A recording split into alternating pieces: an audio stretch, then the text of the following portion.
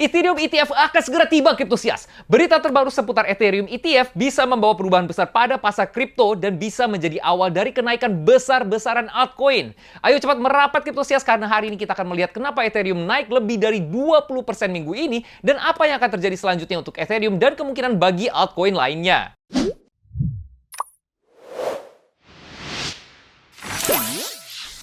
Menurut analis Bloomberg, James Seyfarth, yang merupakan salah satu sumber utama dengan informasi akurat seputar Bitcoin ETF, Ethereum ETF akan segera hadir. Di hari Selasa memberikan kemungkinan 75% bahwa ETF disetujui sebelum batas waktu.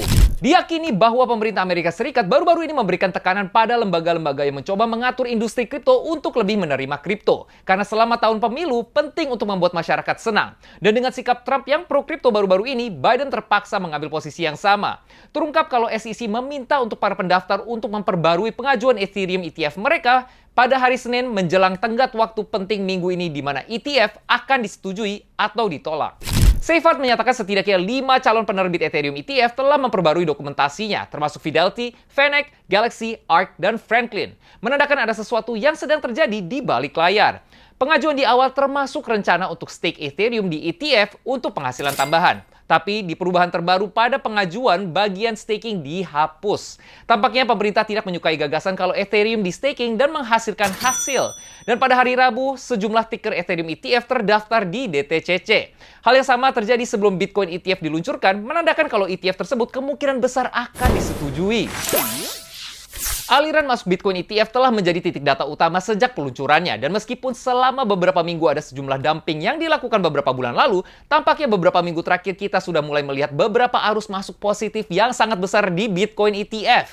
Menurut data dari CoinClass, arus masuk Bitcoin ETF rata-rata lebih dari 200 juta dolar per hari dalam seminggu terakhir, Kriptosias.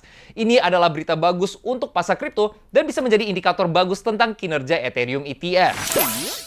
Dan pada tanggal 10 Januari, Bitcoin ETF pertama disetujui saat Bitcoin diperdagangkan pada 46.000 dolar USD, dan pada saat penulisan, Bitcoin sekarang diperdagangkan di 70.000 dolar, meningkat sekitar 50%. ETF sangat bullish terhadap Bitcoin dan dapat memberikan dampak serupa juga pada Ethereum. Dengan adanya Bitcoin dan kemungkinan Ethereum yang memiliki ETF, kita mengawasi kandidat ETF potensial lainnya di pasar kripto karena mereka menghasilkan minat yang sangat besar dari investor retail dan institusi. Mungkinkah Solana menjadi yang berikutnya? Joe McCann tampaknya berpendapat demikian. Pada podcast baru-barunya ini, Joe mengatakan jika ada ETF berikutnya, kemungkinan besar itu adalah Solana.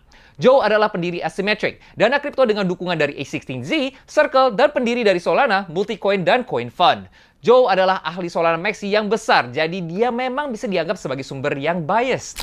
Kandidat menarik lainnya adalah Dogecoin, salah satu meme coin asli di kripto. Yuhu dari Kaito tampaknya setuju menyoroti pergerakan pasar yang menarik di Doge sejak berita Ethereum ETF dirilis. Menurut Yuhu, Doge bisa mendapatkan ETF karena beberapa alasan. Yang pertama, Doge cukup terdesentralisasi karena sudah ada sejak lama dan menggunakan mekanisme proof of work.